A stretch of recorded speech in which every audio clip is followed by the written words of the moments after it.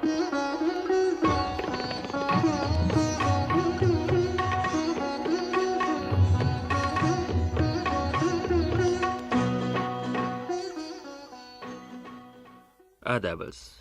کتب خانے میں میں آپ کا خیر مقدم کرتا ہوں۔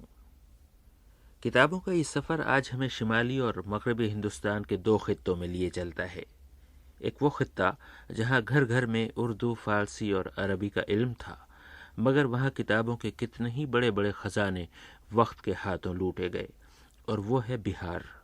اور دوسرے وہ خطہ جہاں عربی، فارسی کا خاتمہ ہوا اور اردو برائے نام ہے، مگر جہاں ان زبانوں کی کتابیں اب بھی یوں رکھی جاتی ہیں جیسے کوئی سعادت مند اولاد اپنے بزرگوں کے چھوڑے ہوئے اثاثے کو آنکھوں سے لگا کر رکھتی ہے، اور وہ ہے مغربی بنگال۔ بنگالی زبان کے سمندر میں اردو کے جزیروں کا احوال آپ کلکتے کے جناب شانتی رنجن بھٹاچاریہ کی زبانی سنیں گے، اور بہار کے مرحوم کتب خانوں کا ذکر بر صغیر کے نہایت معتبر اور معزز تاریخ داں پروفیسر سید حسن عسکری صاحب کر رہے ہیں۔ اس روز پٹنے کی خدا بخش لائبریری کے برآمدے میں ملے تو بیٹھے وہی کتابیں پڑھ رہے تھے جن کی رفاقت میں انہوں نے ایک عمر گزاری ہے۔ میں نے کہا کہ آپ کو بڑے بڑے کتب خانوں کی زیارت نصیب ہوئی ہوگی، ذرا ان کا حال تو کہیے۔ حسن عسکری صاحب دیر تک میرے چہرے کو دیکھتے رہے۔ ان کی خاموشی طول کھینچنے لگی۔ یہ سکوت توڑنے کے لیے میں کچھ کہنے ہی کو تھا کہ اتنی دیر میں کتنی ہی نئی پرانی یادیں ایک قطار سی باندھ کر ان کے ہونٹوں پر آ گئیں، اور وہ دیر تک مرحوم کتب خانوں کی باتیں کرتے رہے۔ کہنے لگے کہ میرے گاؤں کا نام کھجوا ہے۔ پرانے زمانے میں وہ جنگل تھا۔ 17ویں صدی میں اورنگزیب نے وہ زمین ہماری ایک معظمہ بی بی بڑی کو بخش دی تھی، اور 100 سال بعد اسی گھاس پھوس کے ویرانے میں دیوان ناصر علی کا کتب خانہ قائم ہوا۔ ان کی کتابوں پر سن 1312 ہجری کی مہریں ہیں۔ کتنی کتابیں تھیں دیوان ناصر علی صاحب کے کتب خانے میں؟ ایک پرانی فہرست تھی جس کو کہ ان کے ایک ملازم نے، چڑیا کوٹی ایک بزرگ تھے، تو انہوں نے اس فہرست کو تیار کیا تھا۔ اس فہرست کو ہم نے دیکھا، کچھ ورق پھٹے ہوئے تھے۔ 1030 کتابیں تھیں اس میں، مخطوطات، اور بہت سی تصویریں تھیں اور بہت سے خطاطی کے نمونے تھے، اور اس میں بعض چیزیں ایسی تھیں جو کہ گویا نادر الوجود تھیں، اس کا کہیں دوسری جگہ۔ اسی طریقے سے بہت سی کتابیں تھیں ان کی، لیکن ناقدوں نے اس کا کچھ اور شدت جذبات سے وہ اپنا جملہ پورا نہ کر سکے۔ مگر ہوا یہ کہ دیوان ناصر علی کی کچھ کتابیں تباہ ہونے سے بچ گئیں، اور وہ پٹنہ کی خدا بخش لائبریری نے 10,000 روپے دے کر حاصل کر لیں۔ اسی طرح دیوان صاحب کے بڑے بیٹے کا ذاتی ذخیرہ تھا، جس میں خط کوفی میں لکھے ہوئے قرآن مجید کے کئی پرانے نسخے تھے، اب نہیں رہے۔ وہیں کھجوا میں داروغہ اکبر علی خان کا ذاتی کتب خانہ تھا، اس کا بڑا حصہ ضائع ہو گیا۔ حسن عسکری صاحب نے ایک اور کتب خانے کا احوال سنایا۔ یہاں پر بھی بہت ہی سلیمانیہ مدرسہ تھا، یعنی ایک بہت بڑا ہال تھا۔ ہم نے خود دیکھا یہ کہ بڑی بڑی الماریاں تھیں، ہر ایک الماری ایک خاص موضوع پر کے لیے مخصوص تھی۔ کسی میں خالی تاریخ ہے، کسی میں خالی تفسیر ہے، کسی میں خالی قرآن مجید کے مطلع مذہب نسخے ہیں، کسی میں لغات ہیں۔ اس طریقے سے کسی میں سب برباد ہو گیا۔ عسکری صاحب کتابوں کے مٹ جانے کی یہ داستانیں سنا رہے تھے۔ میں نے ان سے پوچھا کہ یہ سب کچھ دیکھتے ہوئے آپ کیا محسوس کرتے ہیں؟ کیا ہماری کتابوں اور نوادر پر زوال آ رہا ہے؟ زوال کیا، یعنی یہ ہے کہ ختم ہونے کے قریب ہے۔ آپ سمجھیے کہ ایک مرتبہ ہم گئے پٹنہ سٹی، رائے سلطان بہادر ایک قائد تھے، بڑا اچھا ذخیرہ تھا ان کا۔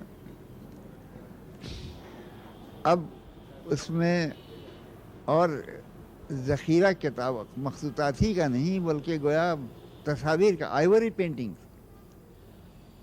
پینٹنگ سے کلیکشن ہم دیکھے تو وہاں ہماری آنکھ کھل گئی۔ مگر آپ کو سن کے تعجب ہوگا کہ وہ بیچارہ نابالغ تھا۔ وہاں سے لکھنؤ سے جو آئے ان کے ماما، ان کو ایک خاص قسم کی ٹوپی پہننے کا بڑا شوق تھا، اور جو میرے سے تو دھلواتے تھے تو ایک ایک جو ہے ایک ٹوپی دیتے تھے وہ دھوبی کو، ایک تصویر دیتے تھے دھوبی کو ایک ٹوپی کے، اس طریقے سے چنانچہ صرف روایت نہیں ہے بلکہ ہم کو جو معلوم ہوا، یہ جو ان کے شام بہاری جو ہے کچھ سن کے ہوئے، تو انہوں نے کہا کہ چلیے نا ہم بتائیں دھوبیا کے یہاں، دھوبی کے یہاں لے گئے ہم کو۔ اس وقت جو ہے دھوبی تھا نہیں، اس کی بیوی تھی، تو انہوں نے کہا، تو ان کو تو پہچانتی ہی تھی، آئیے سرکار آئیے۔ اب ان کے ساتھ ہم بھی دل میں دو توڑ تھے، تو ہم نے دیکھا یعنی اس پر دیوار پر لٹکی ہوئی تھی تصویریں، مگر جیسے ہی ہم اندر گھسے یعنی اس کے کہنے اجازت سے دھوبیا آ گیا، آپ کہے ہمارے گھر میں آئے ہیں صاحب؟ اب اس کے ذل میں چور تھا، اب دیکھا ہم نے کہ صاحب جو ہے کچھ بدتمیزی کرے گا، ہمیں چلا ہے، تو اس طریقے سے چیزیں برباد ہوئی ہیں۔ راجہ پیارے لال الفتی دلی کے بادشاہ اکبر ثانی کے مشیر تھے، عربی اور فارسی کے عالم تھے اور نہایت ذہین تھے۔ انگریزوں نے دلی میں قدم جمائے اور راجہ پیارے لال نے ان کی راہ میں کچھ دشواریاں پیدا کیں تو انہیں پٹنہ بھیج دیا گیا۔ یہاں آ کر وہ ادب اور شاعری کو فروغ دینے میں مصروف ہو گئے اور اپنا ایک کتب خانہ بھی قائم کیا۔ اس کا احوال پروفیسر حسن عسکری صاحب کی زبانی سنیے۔ ان کا کتب خانہ جو ہے بڑا عظیم الشان، ہم نے دیکھا پنڈت برج موہن دتاتریہ کیفی ایک مرتبہ آئے تھے اپنے بیٹے کے ساتھ، تو اس خاندان والوں نے ان کی دعوت کی تھی اور ہم کو بلایا تھا پہلے کہ بھائی جو کچھ بچی کھچی کتابیں ہیں اس کو ذرا یہ کر دو۔ پھر اس ہماری نظر پڑے 6000 کتابیں تھیں اس میں، 6000، اس میں کچھ یعنی یہ بھی تھی چھپی ہوئی تھی، 6000 لسٹ دے گا، یعنی یہ پوری تو ہم نے نہیں دیکھا لیکن یہ کہ آخری جو نمبر جو تھا 6000 سے کے قریب تھا۔ اب وہ ایک دم ناپید ہے، ختم ہو گئی۔ عسکری صاحب نے کتب خانے مٹتے دیکھے تو دل میں درد اٹھا اور کتابوں کو بچانے چلے۔ اب جو ان کے ساتھ سلوک ہوا انہی سے سنیے۔ ایک صاحب کے یہاں گئے تو ایک الماری پوری بھری ہوئی تھی، وہ بھی کاشتی تھے، ہفت تقلیم وغیرہ راضی کی بہت سی کتابیں تھیں۔ ہم نے کہا کہ آپ رکھ کے کیا کیجیے گا، بگڑ گئے ہم پر، آپ رکھ کے کیا کیجیے گا، آپ استعمال کر نہیں سکتے ہیں، اس کو دے دیجیے، اگر چاہیے تو آپ قیمت میں، کیا آپ ہم کو کیا سمجھتے ہیں، آپ کو دکھلا دیا اس واسطے آپ سمجھتے ہیں کہ صاحب ہم غریب ہو گئے ہیں، اب بتائیے رسی جل گئی اینٹھن باقی، تو یہ کیفیت برباد ہو جائے لیکن ہم وہ نہیں دیں گے، یہی سب ہے۔ تو آپ پوچھ رہے ہیں کیا کہا جائے، یعنی ہم نے تو ایسے ایسے ذخیرے دیکھے لیکن وہ ذخیرے اب ہیں کہاں، سب ختم ہو۔ یہ تھے ہندوستان کے سرکردہ عالم اور تاریخ داں پروفیسر حسن عسکری صاحب۔ میں جب کتب خانوں کی تلاش میں بر صغیر کے دورے پر نکلا تو مغربی بنگال میرے سفر میں شامل نہ تھا۔ سوچتا تھا کہ بنگال میں عربی، فارسی اور اردو کتابوں کا کیا کام، مگر شاید میری چھٹی حس مجھے ستائے جا رہی تھی اور میری قسمت شاید میرا ہاتھ بٹانے کی ٹھانے ہوئے تھی کہ دوران سفر شانتی رنجن بھٹاچاریہ صاحب سے ملاقات ہو گئی۔ بنگالی ہیں مگر اردو کی دھن میں مگن ہیں۔ میں نے درخواست کی کہ بنگال کے بغیر کتابوں اور کتب خانوں کی گفتگو ادھوری رہی جاتی ہے۔ فوراً ہی میری گفتگو پوری کرنے پر کمر بستہ ہو گئے اور بتانے لگے کہ کتابوں کا ایک بہت بڑا ذخیرہ کلکتے میں ایشیاٹک سوسائٹی آف بنگال کے کتب خانے میں ہے۔ وہاں عربی، فارسی اور اردو کے سینکڑوں خطی نسخے ہیں اور یہی حال دوسری مشرقی اور علاقائی زبانوں کا ہے۔ اور پھر یہ کہ ہندوستان کی سب سے بڑی لائبریری جو پہلے امپیریل لائبریری تھی اور آزادی کے بعد نیشنل لائبریری ہو گئی، وہیں کلکتے میں ہے۔ میں نے شانتی رنجن بھٹاچاریہ صاحب سے پوچھا کہ کیا وہاں بھی مشرقی علوم کی کتابیں ہیں یا نہیں۔ اس نیشنل لائبریری میں بہت سے سیکشنز ہیں، جس میں خاص کر بہار سیکشن ایک ایسا سیکشن ہے جس میں نواب بہار نے جو بطور عطیہ نیشنل لائبریری کو کتابیں دی تھیں، اس میں عربی، فارسی اور اردو کے بہت سے مخطوطے ہیں۔ कलकत्ते की नेशनल लाइब्रेरी में एक और ख़ास शोबा है जो इमाम बाड़ा हुगली सेक्शन कहलाता है। जो लाइब्रेरी कभी इमाम बाड़ा हुगली में थी वो पूरी की पूरी नेशनल लाइब्रेरी में मुंतकिल कर दी गई और अब इमाम बाड़े के बानी हाजी मोहम्मद मोहसिन साहब की यादगार है। इसके अलावा बंगाल में कुछ और कुतुब खाने हैं। खासकर मुर्शिदाबाद के नवाबों का जो कुतुब खाना है तो ये मुर्शिदाबाद में है, जिसे हजार द्वारी कहते हैं उस महल को। लेकिन अब चंद सालों से कुछ ट्रस्ट की हालत ठीक नहीं है, जिसकी वजह से ये कुतुब खाना फ़िलहाल बंद है। बहुत जल्द कुछ इंतज़ामात हो जाएंगे, चूँकि हुकूमत इससे काफ़ी दिलचस्पी रखती है और कुछ ऐसे इंतज़ामात किए जा रहे हैं कि इस लाइब्रेरी को हुकूमत के तहत ले ली जाए, चूँकि इसके लाइब्रेरी में समझिए कि हज़ारों की तादाद में अरबी, फ़ारसी और उर्दू के मखतूतात भी हैं। चूँकि मुर्शिदाबाद भी एक इल्मी मरकज़ रहा है क़दीम दौर में और यहाँ अरबी, फ़ारसी के बहुत से शोरा और उर्दू के शोरा रहे हैं, तो वो तमाम मखतूतें मुर्शिदाबाद में हैं। मुर्शिदाबाद के अलावा कलकत्ते के बाहर उत्तरपाड़ा पब्लिक लाइब्रेरी है जो कभी वहाँ के जागीरदार राज किशन राव ने कायम की थी। दूर दूर से मुहक्किक वहाँ आते थे और उनके ठहरने और खाने पीने का सारा इंतज़ाम लाइब्रेरी के अंदर था। कहते हैं कि बर सग़ीर में उससे ज़्यादा पुरानी कोई दूसरी अकामती लाइब्रेरी नहीं है। अब ये लाइब्रेरी भी हुकूमत हिंद ले चुकी है और ये भी एक नेशनल लाइब्रेरी है। इनके यहाँ भी एक अजीम ख़जाना है मखतूतात का, अरबी, फ़ारसी और उर्दू के। गो उस इलाक़े में अब इन ज़बानों के पढ़ने वाले नहीं रहे, जिसकी वजह से वहाँ कोई फ़हरिस्त कुतुब नहीं है। कुछ किताबें हैं और जो जाते हैं उन्हें वो निकाल कर देख लेना होता है, चूँकि बहरहाल ये गनीमत है कि कुछ क़दीम तसानीफ़ वहाँ महफूज रह गई हैं। इसके अलावा नहार घराने का अजीमुशान कुतुब खाना है जिसकी ज़्यादातर किताबों का ताल्लुक़ अगरचे जैन धर्म से है, लेकिन उसमें भी कुछ कदीम अरबी, फ़ारसी और उर्दू मखतूते मौजूद हैं जो भट्टाचार्य साहब के बकौल देखने से ताल्लुक़ रखते हैं। इसी तरह कलकत्ता यूनिवर्सिटी में न सिर्फ सैकड़ों कलमी नुस्खे बल्कि उर्दू में लिखे हुए तहक़ीक़ी मकाले भी महफूज हैं और कलकत्ते के मुस्लिम इंस्टीट्यूट में भी बहुत कुछ है। तो ये है कलकत्ते का वो जिक्र जो एक तीर मेरे सीने पे मारता है। अब आप अपने सीने की कहिए।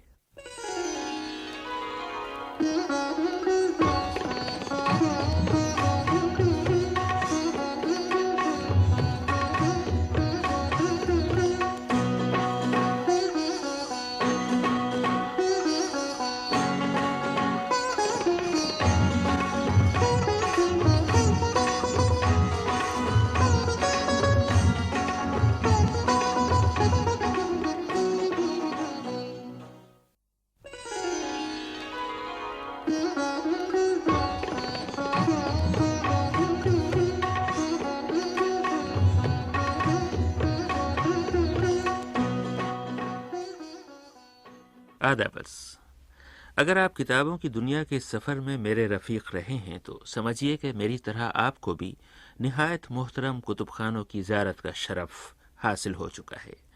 हमने हिमालय से लेकर बहरे हिंद के साहिलों तक शहरों, कस्बों और बस्तियों में करीने से आरास्ता किताबें भी देख ली हैं और तारीक कोठलियों में सिसकते हुए वो वरक़ भी देखे हैं जिन्हें अब शायद दिन का उजाला देखना नसीब न हो। मगर हमें एतराफ़ है कि कुतुब खानों का जायज़ा कभी मुकम्मल नहीं हो सकता।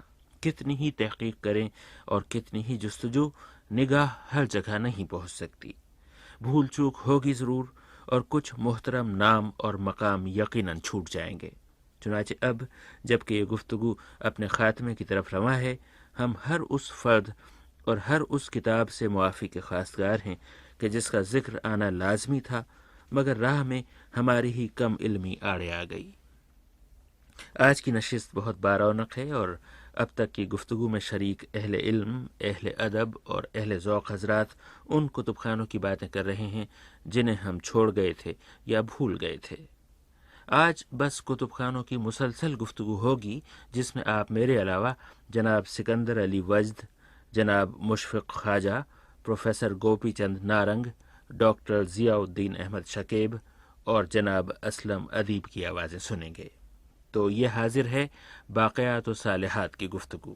سب سے پہلے میں ذکر کرنا چاہوں گا علی گڑھ مسلم یونیورسٹی کا، اور آپ نے دیکھا ہوگا کہ 3 یا 4 کلیکشن علی گڑھ میں بہت ہی زبردست اہمیت کے ہیں۔ سبحان بخش کلیکشن، حبیب گنج کلیکشن، سید سلیمان ندوی کلیکشن، اور ابھی حال ہی میں مسعود حسن رضوی ادیب لکھنؤ کے جو بہت بڑے ہمارے اسکالر اور محقق اور ادیب اور ناقد تھے، ان کا انتقال ہوا، تو ان کی بہت سی کتابیں اور ذخیرے اور مخطوطات وہ علی گڑھ مسلم یونیورسٹی کی تحویل میں دے دیے گئے ہیں، اور کلیکشن کا نام مسعود حسن رضوی کلیکشن ہے۔ مولانا آزاد لائبریری، اس میں آپ نے دیکھا ہوگا ان مخطوطات کو، وہاں یہ محفوظ ہیں۔ میں معافی چاہوں گا، میں بنارس یونیورسٹی کا بھول گیا جی، وہاں کا اردو فارسی کا ذخیرہ بھی خاصا اہم ہے۔ لالا سری رام خمخانہ جاوید کے جو مصنف تھے، ان کی وصیت کے مطابق ان کا کتب خانہ بنارس یونیورسٹی کو دے دیا گیا، تو بنارس یونیورسٹی کا کتب خانہ بھی اس اعتبار سے بڑا اہم ہے۔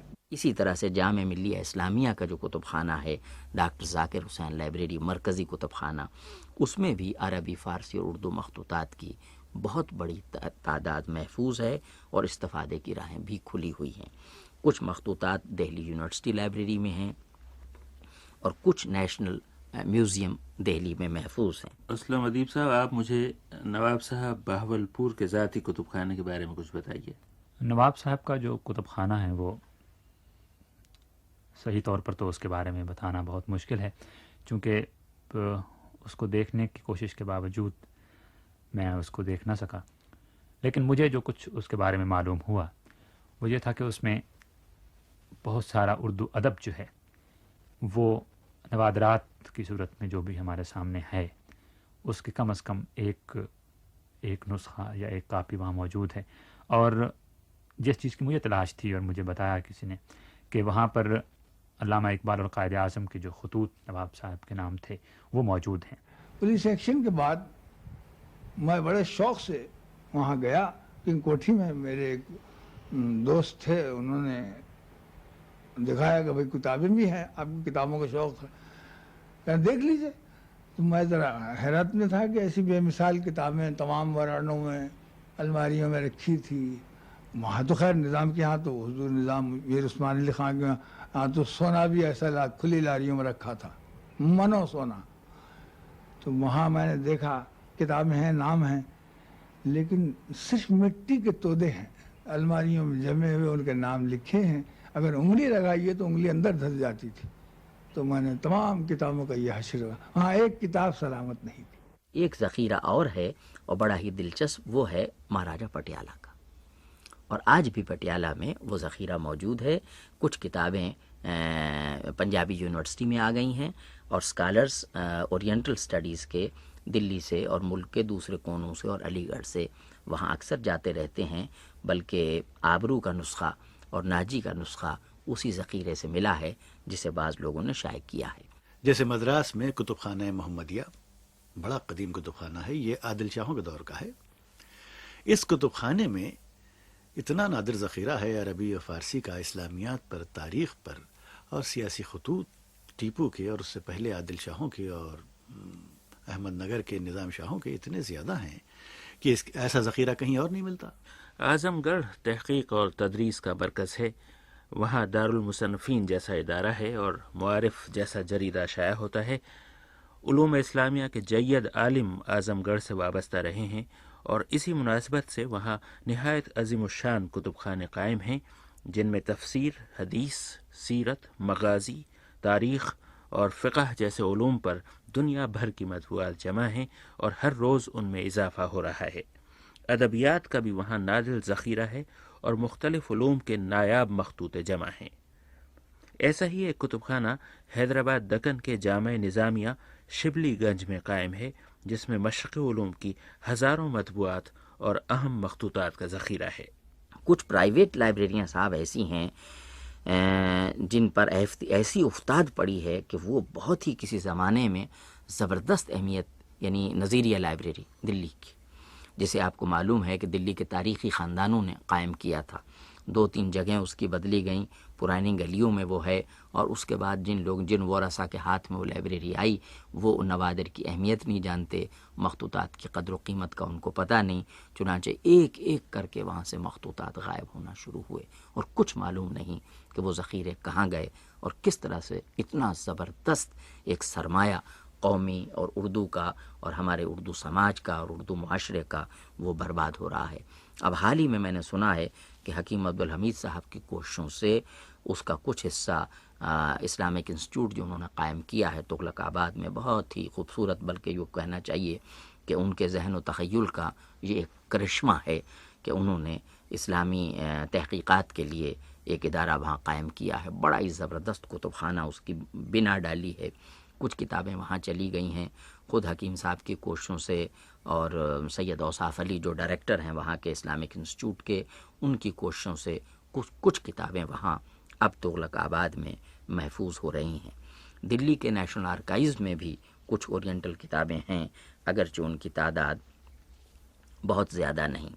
پہلے ایک بات اور بتا دوں کہ پاکستان میں ایک ذخیرہ اور بھی ہے جو کہ حالیہ زمانے میں وجود میں آیا، اور وہ ہے ادارہ تحقیقات ایران و پاکستان، تحقیقات فارسی ایران پاکستان۔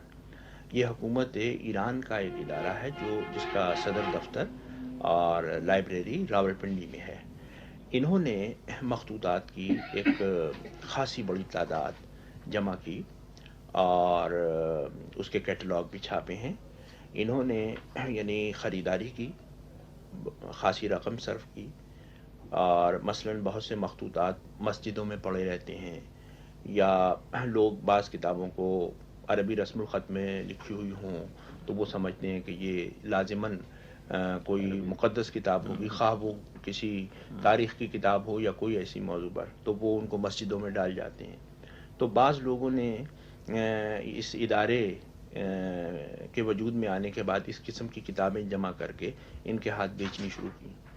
اچھا، ادھر یہ ہوا کہ یعنی افغانستان کی طرف سے بھی بعض لوگ کتابیں لے کے آتے تھے اور وہ کتابیں بھی انہوں نے خریدی، تو خاصا بڑا ذخیرہ یہاں جمع ہو گیا ہے۔ بمبئی آج بھی اور پچھلی صدی سے بلکہ 1.5 صدی سے علوم شرقیہ کا بہت بڑا مرکز رہا ہے، اور انجمن اسلام اردو ریسرچ انسٹیٹیوٹ جسے میرے کرم فرما اور بزرگ نجیب اشرف ندوی صاحب نے قائم کیا تھا، بڑے معرکے کے آدمی تھے اور بڑی انہوں نے بے لوث خدمت کی ہے اردو کی، اس ادارے کے بانیوں میں سے وہ تھے، اور بہت زبردست کتب خانہ انجمن اسلام اردو ریسرچ انسٹیٹیوٹ کا ہے، جہاں عبدالرزاق قریشی صاحب نے نوائے آزادی جیسی کتاب ایڈٹ کی اور گجری کی لغت انہوں نے ایڈٹ کی اسی کتب خانے کی مدد سے۔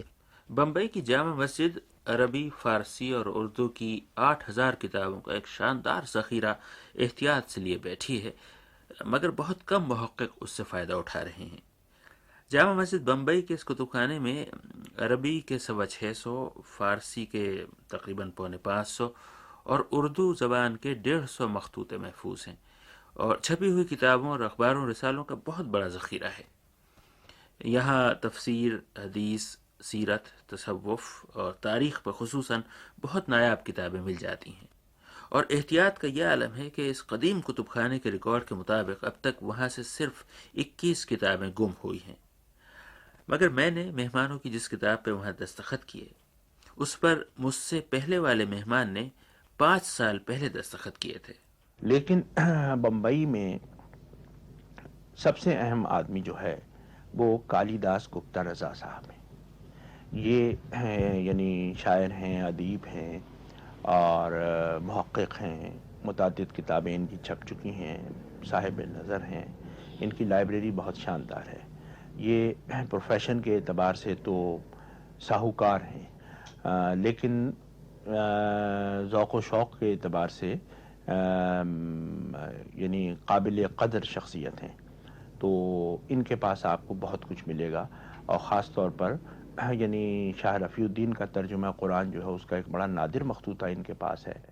لطیف الزماں وہاں ملتان میں گورنمنٹ کالج میں اسسٹنٹ پروفیسر ہیں، انگریزی کے استاد ہیں، لیکن اردو ادب سے ان کی جو محبت ہے اس کا اندازہ اس سے لگائیے کہ کوئی بھی کتاب جو اردو میں چھپی ہے اس کتاب کو لینے کے لیے اگر انہیں اپنا خوراک کم کرنی پڑتی ہے یا انہیں لباس اپنا جو ہے وہ نیا نہیں خرید سکتے تو وہ بہتر سمجھتے ہیں کہ کتاب خرید لیں.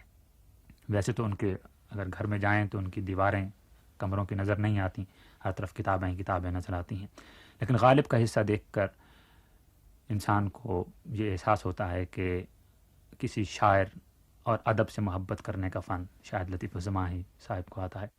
اور آخر میں وہ کتب خانہ جو اولیت میں کسی سے کم نہیں، اور وہ ہے پاکستان کے صوبہ سندھ میں شکارپور کے قریب گڑھی یاسین کا کتب خانہ، جو آغا بدر الدین درانی مرحوم کی یادگار ہے.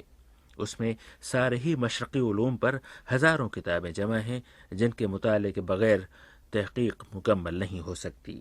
چونکہ دور دراز علاقہ ہے اس لیے اس کی عمارت میں علماء اور محققوں کے قیام اور کھانے پینے کا بندوبست بھی ہے، اور کتابیں وہاں جدید طریقے پر ترتیب دے کر جمائی گئی ہیں. مگر دور دراز خطوں اور علاقوں میں کتابوں اور تاریخی دستاویزوں کے کتنے ہی ذخیرے موجود ہوں گے جو ہماری اور آپ کی نگاہوں سے پوشیدہ ہیں. ان کی چند مثالیں ہم آئندہ نشست میں پیش کریں گے انشاءاللہ.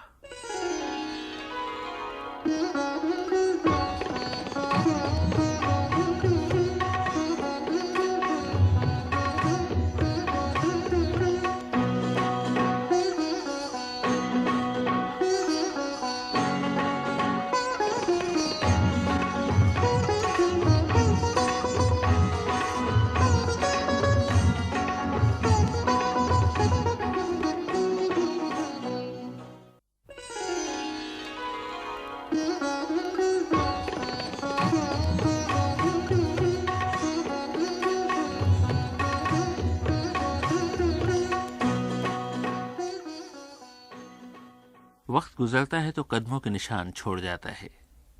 کتابیں بھی گزرے ہوئے لمحوں کی نشانیاں ہیں. یہ نقش پا کیسے کیسے گوشوں میں چراغ بن کر جگمگا رہے ہیں، اور کتنے ہی کونوں میں اندھیرا بھر گیا ہے کیونکہ زمانے کے تیز جھونکوں نے قدموں کے وہ نشان مٹا ڈالے. کتابوں کا یہ سفر آج ہمیں خلیج بنگال کے کناروں سے کرالا کے ساحلوں تک اور مہاراشٹر کے میدانوں سے راجستھان کے ریگستانوں تک لے جائے گا. راہ میں جھنگ کی سرزمین بھی پڑے گی، ہیر رانجھا اور مرزا صاحبہ کی سرزمین. اور آج ہم دیکھیں گے کہ کہاں کہاں کیسی کیسی کتابیں، دستاویزیں، ریکارڈ اور فرمان دیکھے گئے، اور جن میں سے زیادہ تر کے بارے میں خدا ہی جانتا ہوگا کہ وہ رہے یا خاک میں ملے. میں حیدرآباد دکن میں تھا. اردو ریسرچ سینٹر کے محمد عبدالصمد خان صاحب نے مجھے ایک صاحب کے بارے میں بتایا. قاضی صاحب کہلاتے ہیں، قاضی ہیں یعنی خاندانی، اور اورنگ آباد سے تقریباً 200-250 میل پہ ایک گاؤں ہے جہاں کے مورثی ان کے باپ دادا وغیرہ قاضی تھے. تو معمولی مدرس ہے، میں سمجھتا ہوں شاید 150-200 روپے تنخواہ ملتی ہے. بیچارے بہت ہی برے حالوں میں تھے. تو انہوں نے کہا کہ صاحب وہ ہمارے پاس کا ایک خاندانی کتب خانہ ہے اور اس کو آپ لے جائیے. تو میں نے کہا کہ آپ کا اندازہ کیا ہے کہ کتنے اس میں کتابیں ہیں؟ تو ان کا اندازہ تھا کہ 1600 کے قریب مخطوطات اور کتابیں ہیں، جس میں تقریباً 300 اور 400 کے درمیان مخطوطات ہوں گی اور بقیہ کتابیں ہیں. تو مخطوطات کے بارے میں انہوں نے کہا کہ صاحب یہ میں گارنٹی دیتا ہوں کہ کوئی بھی مخطوطہ 400 برس سے کم کا نہیں ہے، اور اسی طرح کتابیں بھی بہت اہم ہیں. تو قیمت میں نے ان سے تو ان کا نہیں صاحب یہ تو میں تو فتن آپ کو میں تو اس کو سنبھال نہیں سکتا. تو میں نے ان سے یہ کہا کہ بھائی آپ کو میں 3500 روپے نذرانہ، تو 3500 تو ان کے لیے بڑی بڑی رقم تھی.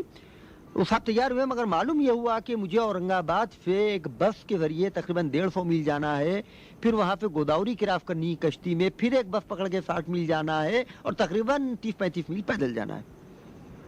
تو اب اندازہ لگائیے کہ وہ کتب خانے کو میں کس طرح وہاں پہ منتقل کر سکتا تھا. تو میں نے چھوڑ دیا. یہ تھے محمد عبدالصمد خان صاحب.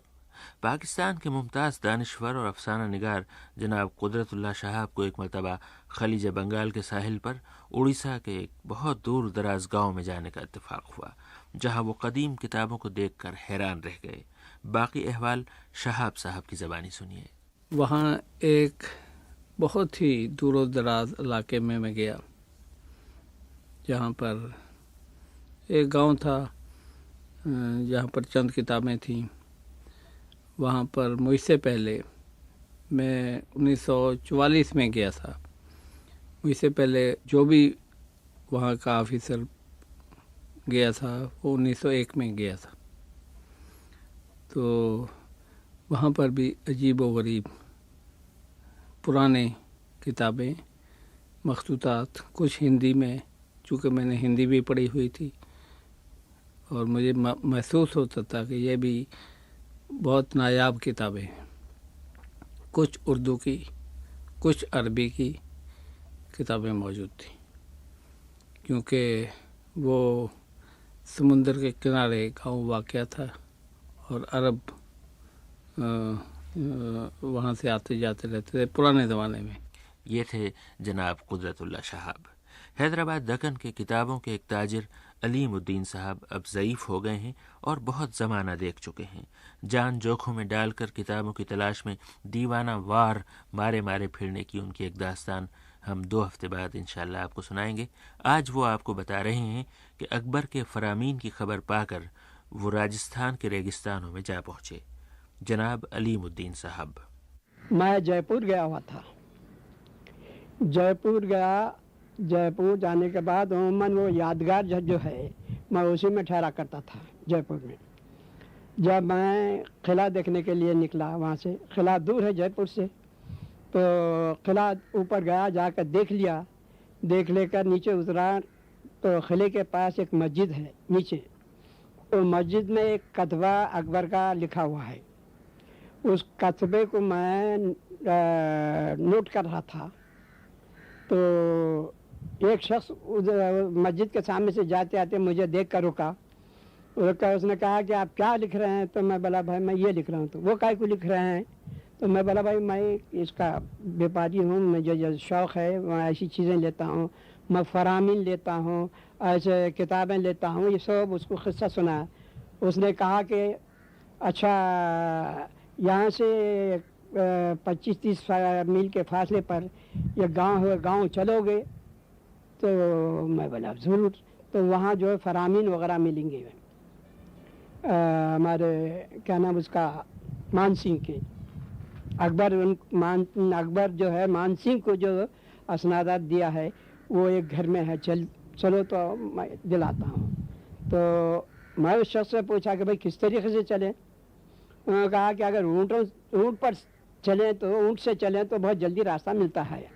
और वो ऊँट जो है, और दूसरी सब रेतीला मकाम है वो, और रेतीले मकाम में सियाह ऊँट के कोई गाड़ी वगैरह कुछ नहीं जा सकती।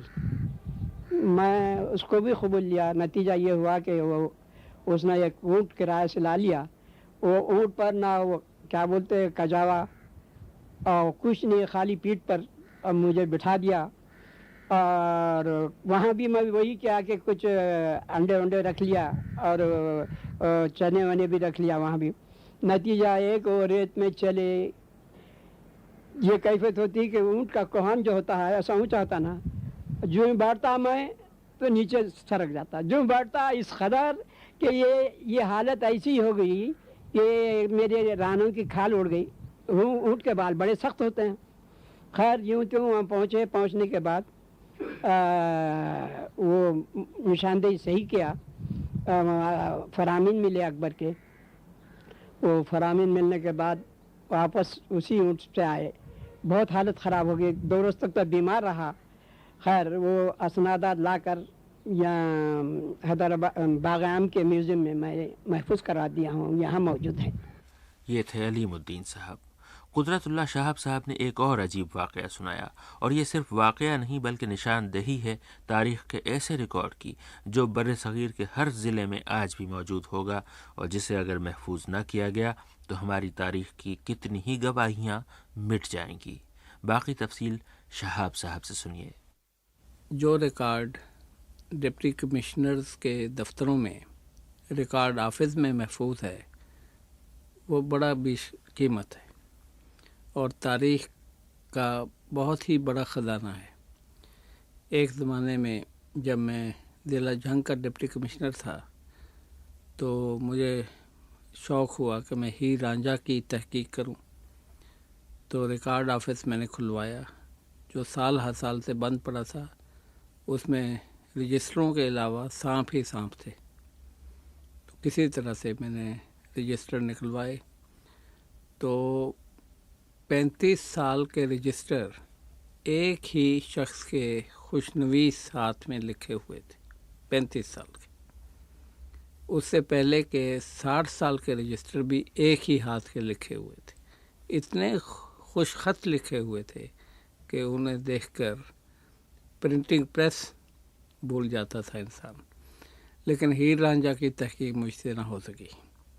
लेकिन मिर्ज़ा साहिबा का किस्सा भी मुझे, वो भी जंग के इलाके का था और वहाँ पर मिर्ज़ा साहिबा की कब्र भी थी एक जगह, तो मैंने उसकी तहकीक की। तो उन तक तो नहीं पहुँच सका, लेकिन उनके ख़ानदान के 1, 2, 3 सीढ़ियों तक उस रिकॉर्ड से मैंने पूरी तहकीक कर ली। तो इसी तरह हर दफ्तर में, हर डिप्टी कमिश्नर के तरफ, हर ज़िले में जो रिकॉर्ड खाना है उसको भी उसी तरह महफूज करना चाहिए जैसे बहुत ही बड़े बीश बहा ख़जानों को महफूज किया जाता है। ये थे कुदरतुल्लाह शहाब साहब। और अब आखिर में कुछ ऐसी बहुत पुरानी अरबी किताबों का जिक्र जो केरला के साहिल पर मछेरों की एक बस्ती में छींके में रखी हुई पाई गई थीं। इनका वाक़या अब्दुस्समद साहब को उनके एक दोस्त A.G. फारूकी साहब ने सुनाया था, जो अपने सरकारी फ़राइज़ के सिलसिले में केरला गए थे। आप भी समद साहब की ज़बानी सुनिए। तो साहब इनका बयान है कि ये गुज़र रहे थे जब, तो एक कब्रिस्तान इनको कदीम मिला जो बहुत ही खूबसूरत कब्रें जिसमें, और उसके कदबात वगैरह इतने उम्दा थे कि देख के इनसे रहा नहीं गया और इसके उतर के उन्होंने देखना शुरू किया। तो 10 बजे सुबह से शाम के 5 बजे तक ये उसके मुख्तलिफ जो है कुदमों को नकल करते रहे और वो देखते रहे। तो 5 बजे करीब कुछ लोग वहाँ पे गाँव वाले जा रहे थे। उनका भाई ये कब्रिस्तान किसका है और कोई इसके वारिस है नहीं है। तो उनका साहब जो झोपड़ियाँ दिख रहे हैं वो लोग कभी कभी आके यहाँ पर चिराग उराग जला देते हैं। तो मच्छरों की बस्ती थी साहब वो। तो जब वहाँ पहुँचे हैं तो तकरीबन सभी मुसलमान, तो बैठे बातें बातें करें। उनका साहब हमारे बाप दादा की खबरें हैं और ये हैं वो हैं। तो ऐसी उनको छींके पे कुछ किताबें लटकी हुई दिखी। तो उनका भाई ये क्या चीज़ है? तो उनका साहब अल्लाह की किताबें, खुदा की किताबें। उनका मैं देखूं तो उनका बयान है कि साहब वो फ़लसफ़ा और पे अरबी की बहुत कदीम किताबें थी। तो चूँकि वो लोग तो बिल्कुल जाहिल मच्छेरे यानी, तो उन्होंने कहा कि भाई ये तुम जो कुरान शब समझ रहे हो उसको, ये कुरान शरीफ नहीं है, ये तो तिब्बे वगैरह पे किताबें हैं और इनको बेच दो, तुम क्यों रखे हुए? तो उनका वाफा बाप दादा की हड्डियाँ बेच दें। तो अंदाज़ा लगा लीजिए कि हमारे पास किताबों का ज़ख़ीरा किस तरह मुंतशिर है और क्या क्या नायब चीज़ें भी दफन हैं। ये थे मोहम्मद अब्दुस्समद खां साहब। गोशे गोशे में बिखरे हुए इल्म और हिकमत के इन मोतियों का अहवाल जानने के बाद हम आइंदा हफ्ते लखनऊ के एक बुज़ुर्ग नादिर आगा साहब से सुनेंगे कि उनकी ज़ईफ़ आँखों ने किताबों और कुतुबखानों के बनने और मिटने के कैसे कैसे मंजर देखे। खुदा हाफिज़।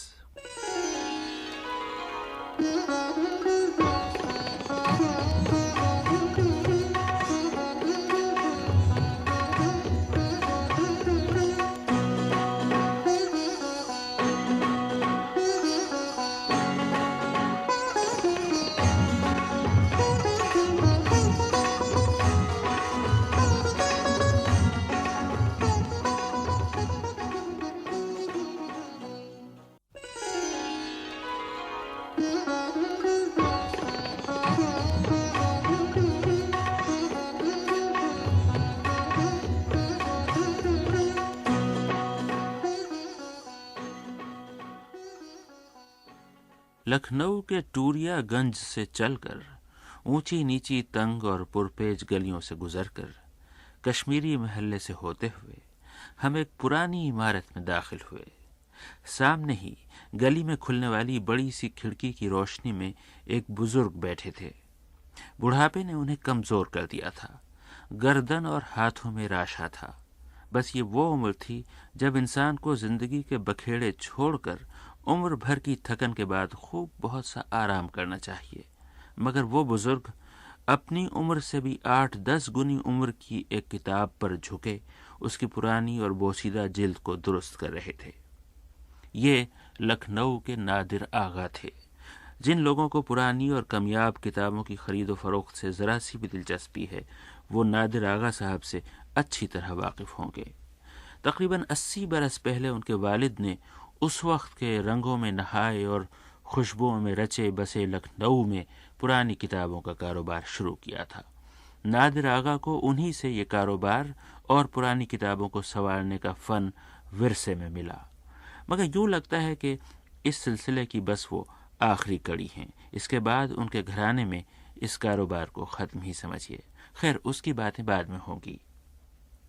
پہلی بات جو ہم نے نادر آغا صاحب سے پوچھی وہ یہ تھی کہ پرانی کتابوں کی قدر کس زمانے میں زیادہ رہی، آج کے دور میں یا اگلے وقتوں میں؟ نادر آغا صاحب نے ایک چھوٹے سے واقعے میں سب کچھ کہہ سنایا۔ کہنے لگے کہ مرزا رسوا کے ہاں ایک شام دوستوں کی نشست تھی، سب بیٹھے تھے کہ پرانی کتابوں کا تاجر ایک کتاب لے کر آیا تو انہوں نے دام جو پوچھے تو کچھ ایسے دام تھے جو مرزا صاحب کی سمجھ میں نہیں آئے، کتاب واپس کر دی۔ جانتے تھے رسوا صاحب انہیں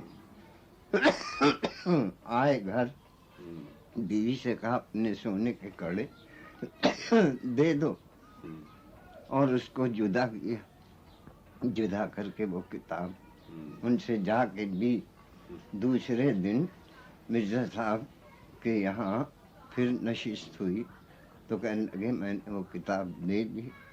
کہنے لگے کیسے؟ وہ دام تو اس کے اتنے تھے۔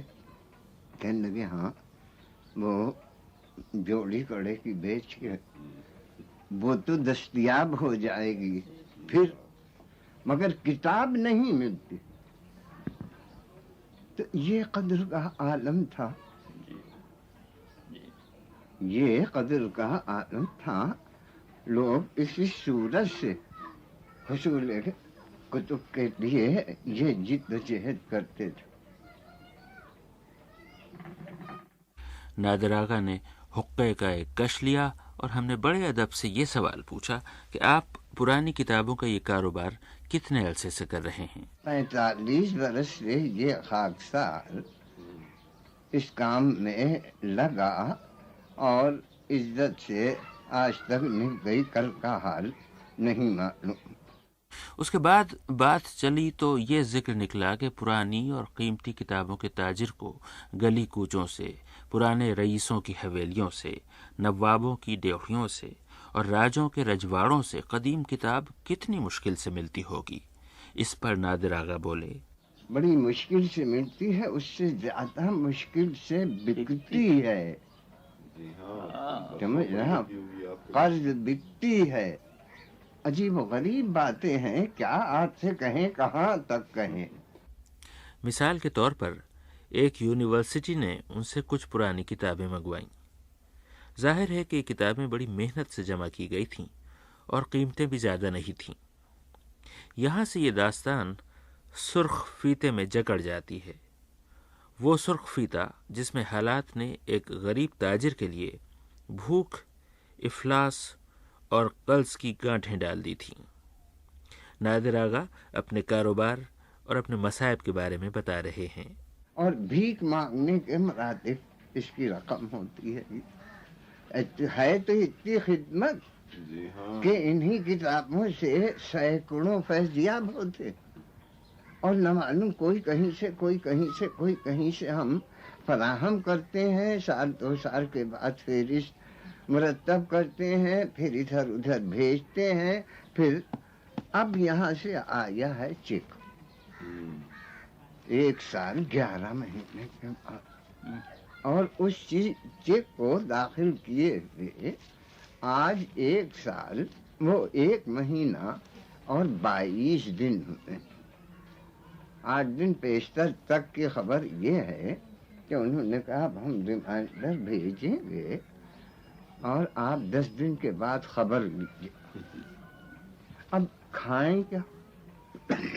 لہذا اقتصادی حالت ایسی ہے اور وہ کشمکش ہے کہ بیان نہیں کیا جا سکتا۔ ظاہر ہے کہ قرض لیجیے گا۔ ہم نے نادر آغا صاحب سے پوچھا کہ اپنے آدھی صدی کے اس کاروبار میں آپ کو کوئی ایسا زمانہ بھی یاد ہے جب بڑے بڑے رئیسوں اور امیروں کے گھروں کی کتابیں سڑکوں پر بکنے کو آئی ہوں؟ بد نصیب رجواڑوں کے کتب خانے، جی، راجہ حسن پور، راجہ سلیم پور، سمجھے آپ، راجہ جہانگیر آباد کی کتابوں کا بہت برا حشر ہوا۔ ایک دلچسپ بات یہ ہے کہ پرانی کتابوں کے جن تاجروں سے میں ملا ان میں سے زیادہ تر کو خود بھی تحقیق اور حصول علم میں مصروف پایا۔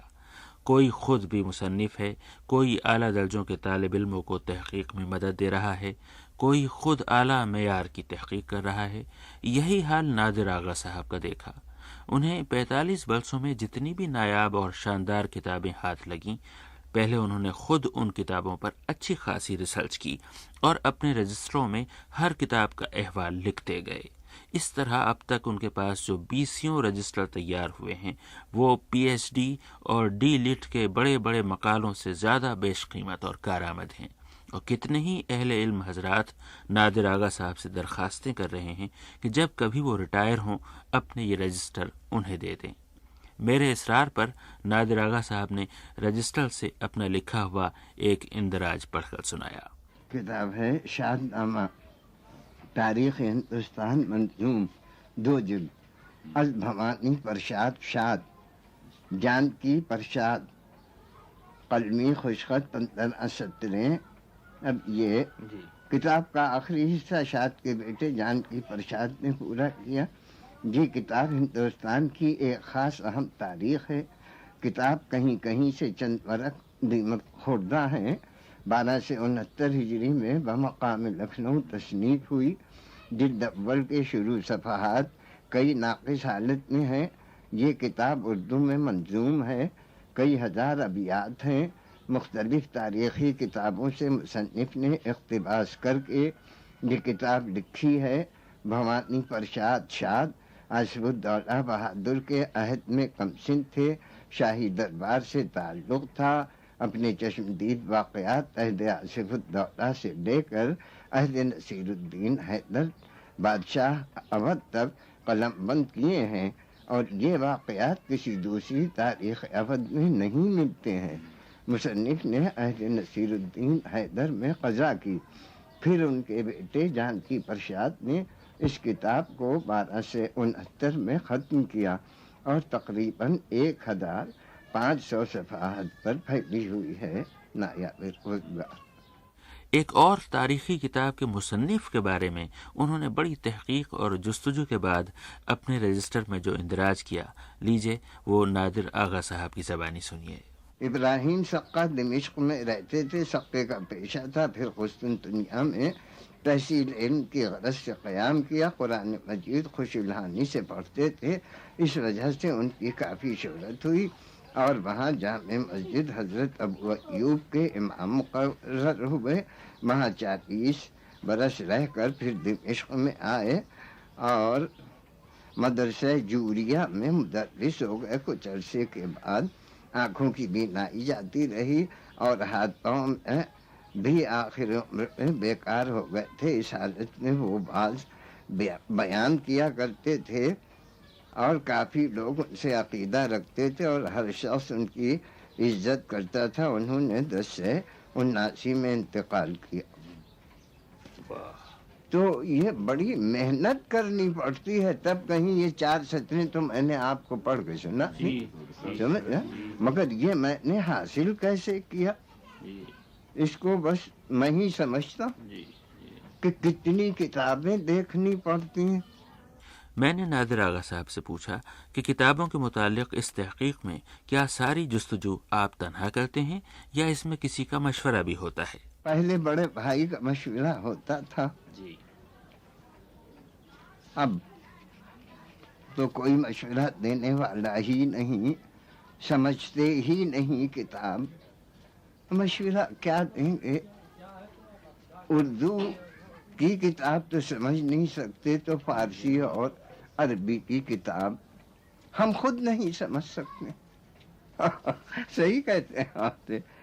میں نے ان سے پوچھا کہ آپ کے گھرانے میں 80 برس سے چلے آنے والے اس عظیم الشان کام کا مستقبل کیا ہے؟ اب اس کی ذمہ داری کون سنبھالے گا؟ اور ہم کو افسوس یہ ہے کہ ہماری کوئی اولاد اس لائق نہیں ہے، نہ ادھر توجہ کرتی.